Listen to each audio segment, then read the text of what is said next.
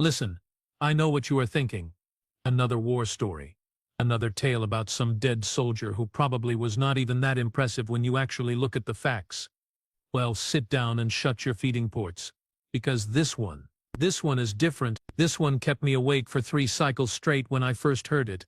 And I have been alive for 216 standard years. So trust me when I say I do not scare easily anymore. My name is Vorath. I am a historical consultant for the Galactic Archives. Boring job, right? Wrong. Because sometimes, just sometimes, you stumble across something that makes your secondary heart skip a beat and your scales itch with the kind of fear that our ancestors felt when they were still prey animals hiding in caves. This story, it is about a human, a single human. His name was Marcus Hale. Yeah, go ahead and laugh. Marcus sounds harmless enough, does it not? Like someone who would fix your transport pod or calculate your taxes. But here is the thing about humans that the rest of the galaxy learned the hard way. Their names do not mean a damn thing when it comes to how dangerous they actually are. The war I am talking about happened 347 years ago. The Cravantane Empire decided, in their infinite wisdom, that humans looked soft, easy pickings, a nice little species to add to their collection of servant races. The Cravantanes were apex predators, 7 feet tall, covered in bioarmor that could deflect most energy weapons, and they had been conquering worlds for 6,000 years. So naturally they thought Earth would be a cakewalk. Spoiler alert, it was not. I was going through some old battle logs last cycle, doing my usual mind-numbing archive work, when I found a reference that made absolutely no sense. It was a Cravantine military report filed by Commander Threskull 3 days before the Battle of Proxima Station. The entire report was standard procedure stuff. Lists of supplies, troop movements, tactical assessments, but at the bottom, handwritten in what our translation algorithms identified as extreme urgency, were 4 words: Marcus Hale is coming. That was it. No context, no explanation, just those 4 words, and according to the metadata, Threskull filed this report, and then immediately requested a transfer to literally any other combat zone in the galaxy. His request was denied. He died 2 days later at Proxima Station. So naturally, being the curious fool that I am, I started digging. You have to understand something about the Cravantine War. When it started, it was supposed to last maybe 6 months. The Cravantines had superior numbers, superior technology, and 300 years of continuous military success. Humans. The war lasted 11 years, and by the end of it the Cravantine Empire was begging for peace terms. How? Marcus Hale. That is how. I found my first real piece of information in a tactical database that had been sealed for security reasons. Apparently, those security reasons expired after 3 centuries, and nobody bothered to check the archives, because, well, who cares about old wars, right? Wrong again. The file was a Cravantine intelligence briefing, dated 2 years into the war. By this point, Cravantines were starting to realize they might have made a slight miscalculation. The briefing was about human special operations units, and let me tell you, the agent who wrote this thing was clearly having some kind of mental breakdown while typing. Here, let me quote directly, because my translation cannot possibly do justice to the original terror. Subject: Marcus Hale. Human designation serial number 7739 Delta. Age: 28 standard years. Height 6 feet 2 inches human measurement. Weight 195 pounds. Current status: extremely alive and extremely problematic. Threat level: beyond assessment scale. Recommend immediate orbital bombardment of any sector he is confirmed to be operating in, followed by complete planetary evacuation of our forces. Orbital bombardment of their own occupied territories, just to maybe kill 1 human. A human who, according to the physical stats, was not even particularly large by their species standards. The report continued. Hale has personally eliminated 417 Cravantine soldiers in the past 8 months. Methods include but are not limited to conventional weapons, improvised explosives, biological warfare, psychological warfare, information warfare, and in 3 documented cases, his bare hands, he has destroyed 6 command centers, 12 supply depots, and 1 orbital defense platform. Current whereabouts, unknown. Assumed locations everywhere. Everywhere. They literally did not know where he was, so they just assumed he could be anywhere. That is the kind of fear we are talking about. But here is where it gets really interesting, because I found a communication log between two Creventine officers, and they were talking about something that happened at a forward operating base called Outpost Meridian. Did you hear what happened at Meridian? The first officer asked. I heard rumors. Something about hail. The second one responded. Not something. Everything. He walked into the base, alone, walked right through the front gate at 0300 hours. That is impossible. Meridian has sensors, automated defenses, 300 soldiers. Had past tense. He walked in, and nobody stopped him because by the time they realized he was not supposed to be there, he was already standing in the command center. He had bypassed every single security system, walked past 24 guards, and nobody noticed because he was wearing our uniform and walking like he owned the place. So what happened? He stood in the command center for 5 minutes. Just stood there. Commander Velcara asked him what he wanted. You know what he said? What? He said. I wanted to see if I could. Then he left. Just walked back out. Nobody stopped him because they were too terrified. Velcara ordered a complete evacuation 6 hours later. The entire base abandoned because everyone there realized that if he could walk in like that once, he could do it again. And next time, maybe he would not just be looking around. I sat there reading this exchange, and my hands were shaking. This was not just a soldier. This was psychological warfare on a level that should not be possible. He broke an entire military installation without firing a single shot. But it gets better, or worse depending on your perspective. I found a personal journal, written by a Creventine logistics officer named Jekdar. Poor Jekdar. He was just trying to do his job managing supply lines and transport schedules. His journal entries started normal enough, complaining about the usual military bureaucracy, ration shortages, bad weather on occupied planets. Then I got to an entry from year 7 of the war. We lost another convoy today. Third one this month. Always the same route. They vanished somewhere between Outpost Gamma and Firebase Echo. No distress signals, no wreckage, just gone. Command says it is hail. Everyone says it is hail. But how? It is a 3-day journey through empty space. There is nowhere to hide. No planets. No stations. Nothing. So how is he taking entire convoys? The next entry 4 days later. I figured it out. Ooh, ancestors. I figured it out. And I wish I had not. We sent reconnaissance drones along the convoy route. They found the ships. All of them. Drifting crews dead. But here is the thing. The ships were still on course. Still traveling to their destinations. Hail was not destroying the convoys. He was boarding them, killing everyone on board. Then just leaving the ships to drift with their dead crews, still inside, on autopilot. Heading right toward our bases. 3 ships full of corpses docked at Firebase Echo yesterday before anyone realized. The panic was unbelievable. How many more are coming? How many dead ships are traveling through our supply lines right now? We do not know. We cannot know. And Hale knows we cannot know. This is not warfare. This is terrorism. I had to take a break after reading that. Got myself some Kalashi tea, stared at a wall for about an hour, questioned my life choices. Then I went back to the archives, because I am apparently a masochist. Here is what I learned. Marcus Hale was not special forces. Not initially.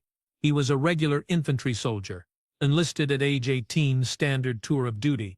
When the Craventines invaded, he was stationed at some backwater colony doing security patrols.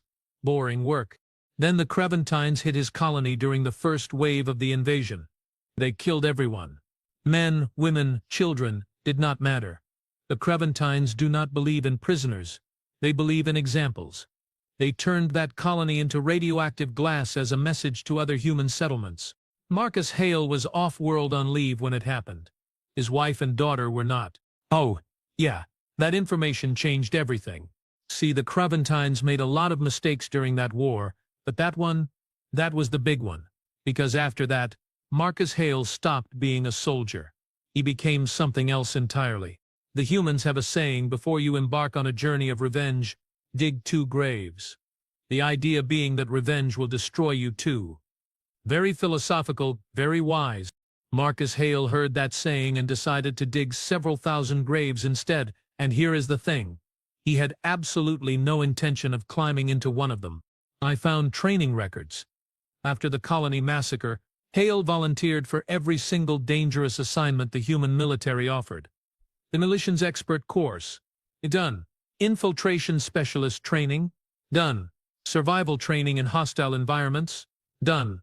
Psychological operations. Done. The man turned himself into a walking nightmare through sheer determination and spite. But the really scary part, he was good at it. Not just good. Exceptional. His instructors kept leaving notes in his file like subject shows unusual aptitude for stealth operations and demonstrates concerning lack of fear response in high-stress scenarios, and my personal favorite, recommend immediate promotion and also maybe therapy. He never got the therapy. He did get the promotions. By year 3 of the war, Marcus Hale was officially classified as a special operations contractor, which is military speak for we cannot control this guy anymore, but he is too useful to stop.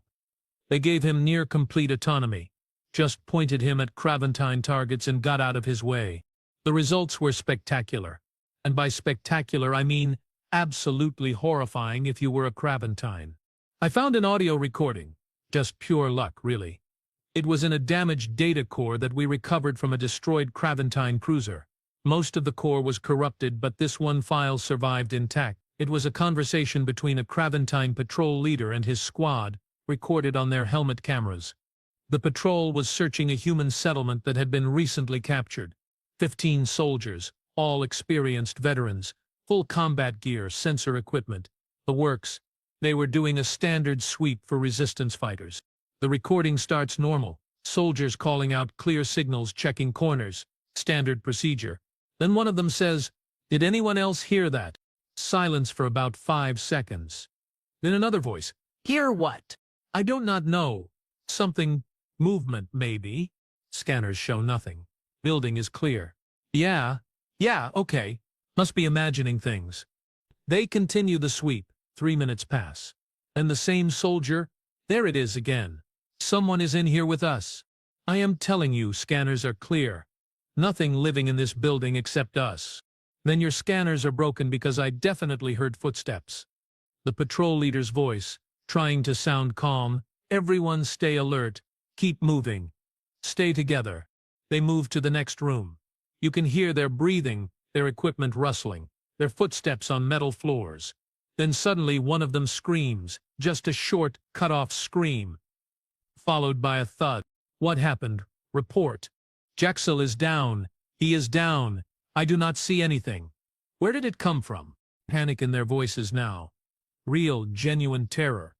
They are firing weapons, shouting, running. But here is the thing. The helmet cameras show nothing. Just empty rooms and corridors.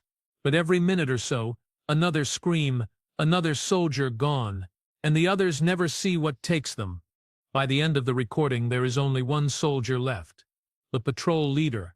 He is backed into a corner, weapon pointed at shadows, breathing fast, probably having a full panic attack. Then a voice. Human voice. Speaking perfect Craventine language. "You know what the funny thing is?" The patrol leader spins around, camera showing an empty hallway. The voice continues. "I was not even here for you. I was just passing through, but you walked into my hiding spot, so here we are. Show yourself," the patrol leader shouts. "Already did. You just were not paying attention." Silence. Just the patrol leader's breathing. Then, "Go home. Tell your commanders that this colony is mine now. Tell them Marcus Hale claims this territory. Tell them that if they send more soldiers, I will send them back in boxes. One piece at a time. Do you understand?" Yes, I understand." "Good. Now run." The recording ends with the patrol leader sprinting through corridors, crashing through doors, not stopping until he is outside and halfway to his transport ship. That recording spread through the Craventine military like a virus. Morale dropped 40% in the following month. Soldiers started refusing assignments in human-controlled territories. Officers started filing transfers, and all because of one recording of one encounter with one human. The Craventine High Command tried to counter the fear by offering a bounty. 10 million credits for Marcus Hale. Dead or alive, they did not care which. They publicized it across all military channels, even sent the offer to independent bounty hunters and mercenaries. 372 beings tried to claim that bounty over the next 2 years. None of them succeeded. 41 of them never came back at all. The rest came back with variations of the same story. They tracked Hale to a location, set up their ambush, waited for him to appear, and then, nothing. He never showed up, but later, sometimes hours later, sometimes days later, they would find a message. Sometimes it was carved into a wall, sometimes it was displayed on their ship's computer, sometimes it was written in the dust on their windshield. The message was always the same: "I know where you sleep." That is it. 5 words. But apparently that was enough, because all those bounty hunters immediately collected their gear and left human space as fast as their engines could carry them. The war ended in year 11. The Craventines agreed to a complete withdrawal from human territory, reparations, and a non-aggression pact that basically gave humans whatever they wanted. The official history says it was because of human military innovation, superior tactics, and strong defensive positions. That is partially true, but I found the classified treaty negotiations the real reason the Craventines surrendered. They were terrified. Specifically, they were terrified of Marcus Hale and what he represented, because if humans could produce one Marcus Hale, what happened if they produced 1,000, 10,000? The Craventine High Council did not want to find out, so they surrendered, packed up, left, never came back. And Marcus Hale, he vanished, just stopped appearing in any records. No discharge papers, no retirement benefits, no death certificate. He simply ceased to exist in any official capacity 3 days after the peace treaty was signed. Most people assume he died, probably on some classified mission that will stay classified forever. Makes sense, right? Soldier that dangerous probably did not live long enough to retire peacefully. But I found something else. One last file. It was marked as a personal log, no official status, filed by a human merchant captain named Torres. Dated 30 years after the war ended. Torres wrote, "Stopped at a colony on the edge of nowhere. Garden world, mostly farmers and miners. Maybe 3,000 people total. Got my cargo delivered and was having a drink at the local bar when this old guy sits down next to me. Must have been in his late 50s, maybe early 60s. Weathered face, quiet demeanor, working man's hands.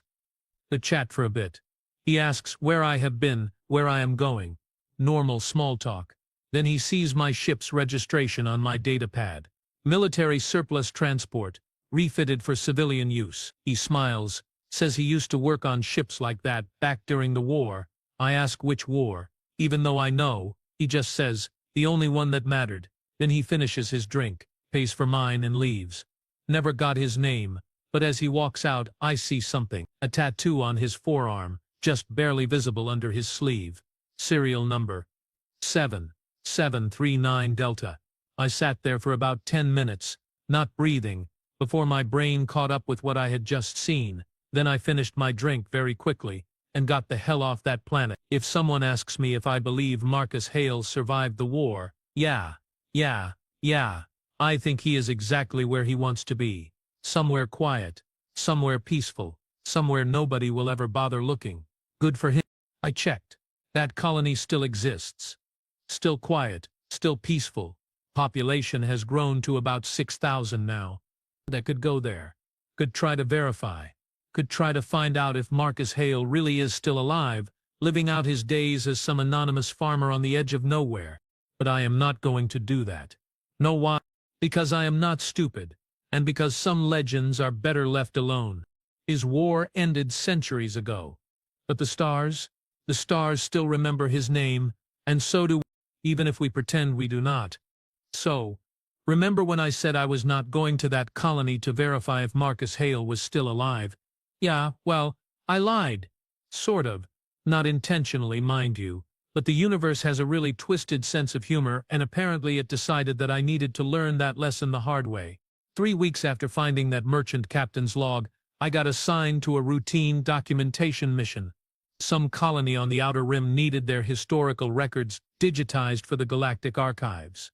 Standard procedure. Boring work. Easy money. The colony's name, New Haven. Population 6,000 and change. Location the absolute middle of nowhere. You see where this is going, right? Because I sure did not. Not until I landed and saw the registration beacon ID matched the colony from Torres's log. Then I just sat in my ship for about 20 minutes, having what I can only describe as a small existential crisis. I could leave, file a report saying the colonist refused cooperation. Happens sometimes. Nobody would question it. I could just fire up my engines and get the hell out of there before I accidentally stumbled across a legend who probably wanted to stay hidden.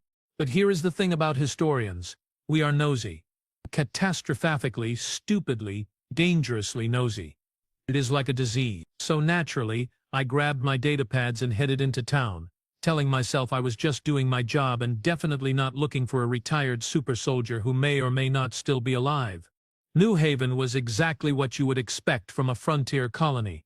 One main street, maybe 20 buildings total, prefab structures mixed with locally built additions, farm equipment parked everywhere, dirt road, the kind of place where everyone knows everyone, and strangers get noticed immediately.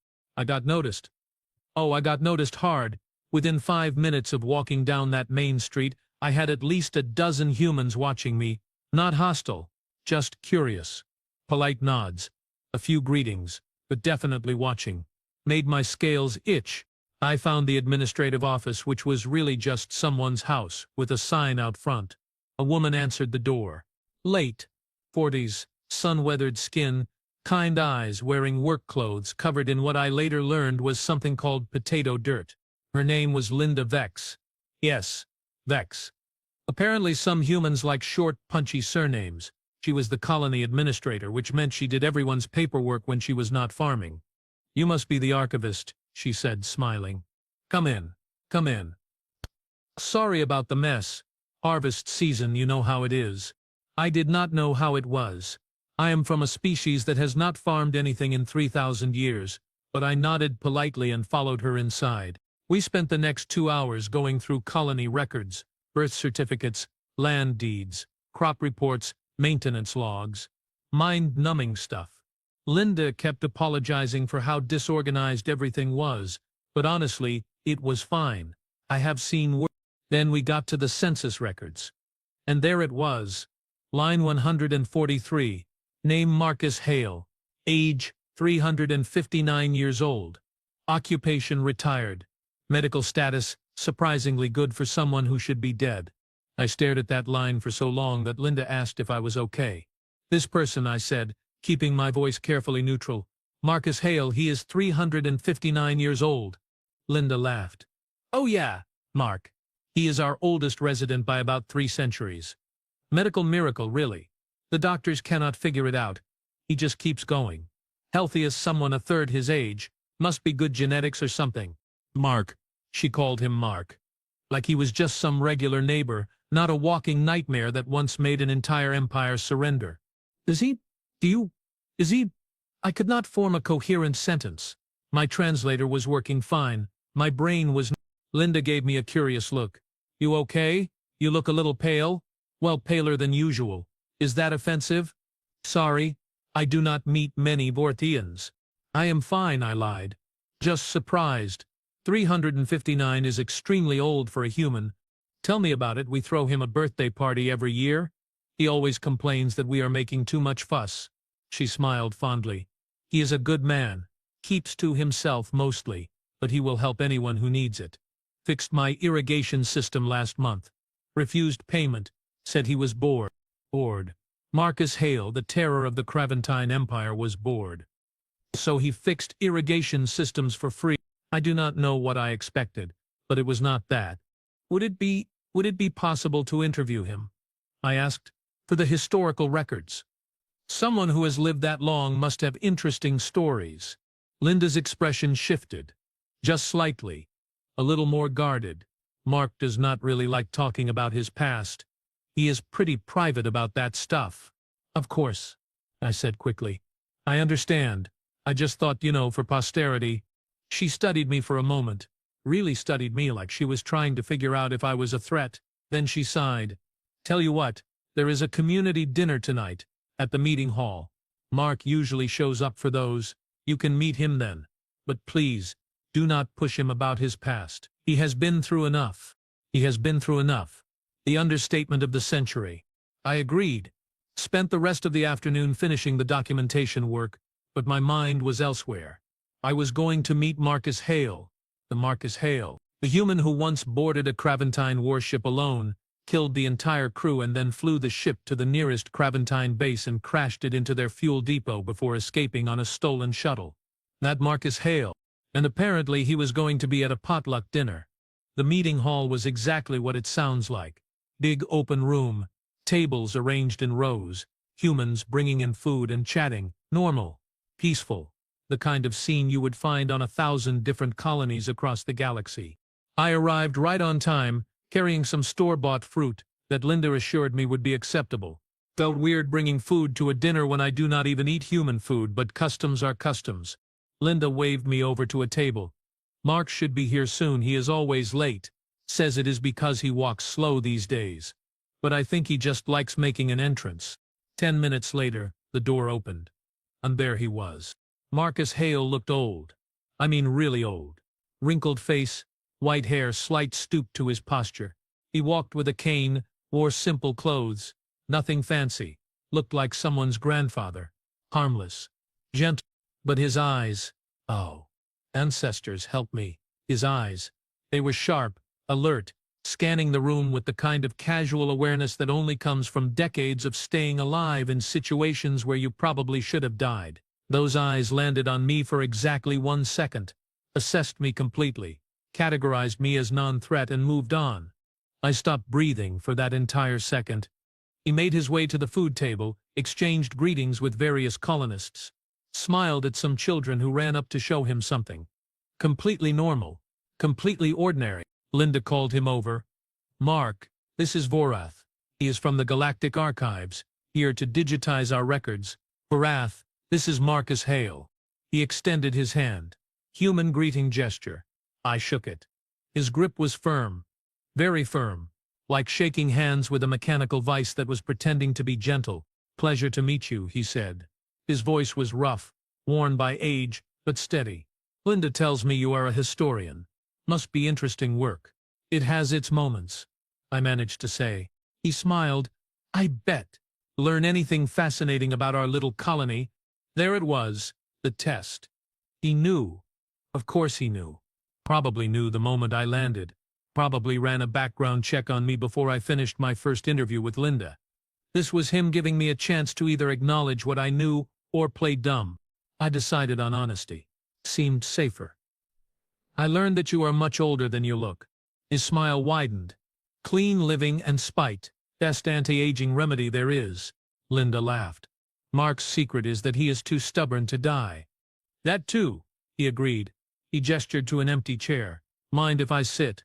Old knees and all that. We sat. Made small talk. Weather, crops, colony politics. Normal stuff. But the entire time I could feel him evaluating me. Not threatening, just aware, like a predator that is retired but has not forgotten how to hunt. After about 20 minutes he leaned back in his chair and said casually, So, when are you going to ask me about the war? Linda's eyes went wide. Several nearby conversations stopped. The temperature in the room seemed to drop about 10 degrees. I swallowed. My mouth was suddenly very dry. I was not planning to. Liar, he said, but he was still smiling. You are a historian. You found something in the archives. Something about me. Otherwise you would not look like you are about to molt from stress.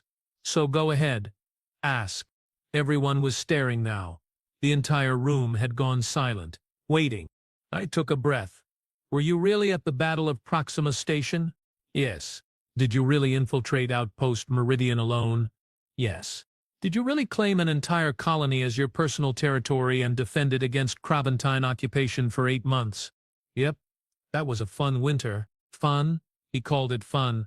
I wanted to scream. Why, I asked. Why did you do all of that? The war ended 3 centuries ago. You could have retired, could have lived peacefully. Why keep fighting the way you did? The smile faded. For the first time he looked his actual age. Tired. Sad.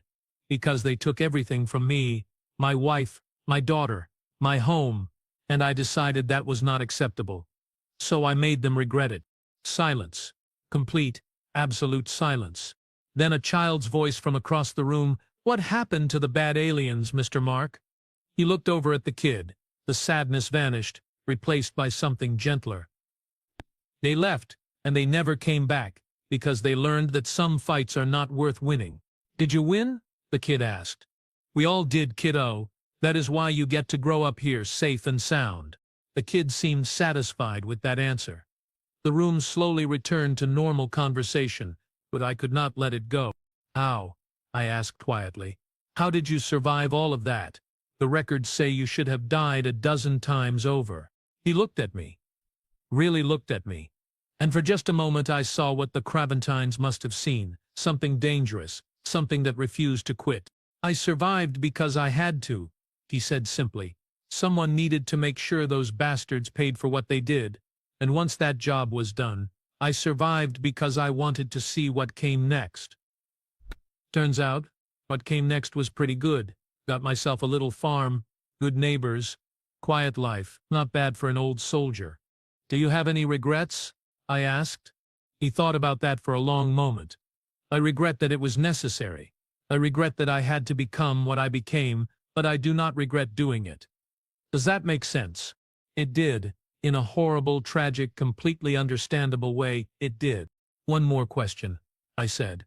"Are you the only one? Were there others like you?" He laughed. Actually laughed. "Oh, ancestors. No, I was just one soldier. There were thousands like me, tens of thousands. Humans who lost everything and decided to fight back. I just happened to be good at it, and I happened to get noticed. But I was never alone in that war. Never." That information hit me like a physical blow. Thousands. Tens of thousands of Marcus Hales, all fighting with the same determination, the same skill, the same absolute refusal to surrender. No wonder the Craventines surrendered. They were not fighting an army. They were fighting a species that had collectively decided to become the thing that monsters check under their beds for. The dinner continued. I ate nothing, because Vorthian digestion and human food do not mix, but I stayed, listened, watched. Marcus Hale spent the evening being exactly what he appeared to be, a friendly old man who told bad jokes, complained about his arthritis, and helped clean up after dinner. As I was leaving, he walked me to the door. Slow steps, leaning on his cane, looking every bit his 359 years. "You are going to write about this, are you not?" he asked. "It is my job," I said. He nodded. "Thought so. Well, if you do, make sure you get it right." I was not special. I was just angry, and I was not alone. Every human who fought in that war has a story. Mine just happened to scare people more than most. "Why tell me all this? You could have refused, could have stayed anonymous." He smiled. "Because I am old and because I want people to remember. Not me specifically, but what happened, why it happened. So maybe, just maybe, it does not happen again." He extended his hand again. I shook it. "Safe travels, historian. And do me a favor. Next time you find a war story in your archives, remember that behind every terrifying legend is just a person who was pushed too far and decided to push back." I left New Haven the next morning. Spent the entire flight back to the archives processing what I had learned. Marcus Hale was real. He was alive, and he was exactly what I expected and nothing like what I expected, all at the same time. I wrote my report. Professional, thorough, documented every source, included the interview, with his permission. The archives accepted it, filed it away with the millions of other historical documents we maintain. But I also wrote something else. A personal analysis. Not for the official records, just for myself, and now I suppose, for you, because you need to understand something about humans that most species still do not get, even after centuries of interaction. Humans are not naturally aggressive. They are not warriors by design. Most of them want exactly what Marcus Hale found: a quiet life, a safe home, people they care about. They are farmers and engineers and artists and parents. But if you push them, if you take away the things they love, if you force them to choose between surrender and survival, they will choose survival, and they will be terrifyingly, devastatingly effective at it. The Craventine Empire learned this lesson the hard way. They came to Earth expecting easy conquest. Instead, they got Marcus Hale. They got thousands of Marcus Hale. They got an entire species that collectively decided death was preferable to subjugation. And here is the scariest part. That war was 300 years ago. Humans have had 300 years to get better at warfare, better at technology, better at strategy. But most importantly, they have had 300 years to remember what happens when someone threatens their homes. So yeah, Marcus Hale's war ended centuries ago. But his legacy, that is still very much alive. Every human military officer studies his tactics. Every human colony has protocols based on lessons learned from his operations. Every human child grows up hearing stories about the human who scared an empire into surrender. The Craventines never came back. No other species has tried to invade human space since. Coincidence? I do not think so. I visited New Haven one more time about 6 months after my first trip. Told myself it was to follow up on some documentation, but really I just wanted to check in. Make sure Marcus was still there, still okay. He was sitting on his porch when I arrived, drinking something hot from a mug, watching the sunset. He saw me coming and waved. "Back again?" he called out. "Starting to think you like this place? It is growing on me," I admitted. He gestured to an empty chair. "Sit. Stay a while. Sunsets are nice this time of year." So I sat. We watched the sun go down over fields of crops, listened to the sound of a peaceful colony settling in for the evening. Did not talk much. Did not need to. Before I left, he said, "Thank you." "For what?" I asked. "For getting it right. For understanding." Not many people would. I did not know what to say to that. So I just nodded. As I walked back to my ship, I realized something. Marcus Hale was not scary because he was dangerous. He was scary because he was normal, because he proved that any human, given the right circumstances, could become what he became, and that if you threatened their homes, their families, their way of life, they would respond with overwhelming force and zero hesitation. His war ended centuries ago, but that lesson is eternal. The stars remember his name, the galaxy remembers what he represented, and every species that knows the story learns the same thing. Do not threaten humans. Do not invade their worlds. Do not hurt their families, because if you do, you might just create another Marcus Hale, and trust me, one was more than enough. He is still alive, as far as I know. Still living on New Haven, fixing irrigation systems and attending community dinners. Still just a friendly old man who tells bad jokes and complains about his arthritis. But sometimes, late at night, I think about those eyes. Sharp, alert, watch.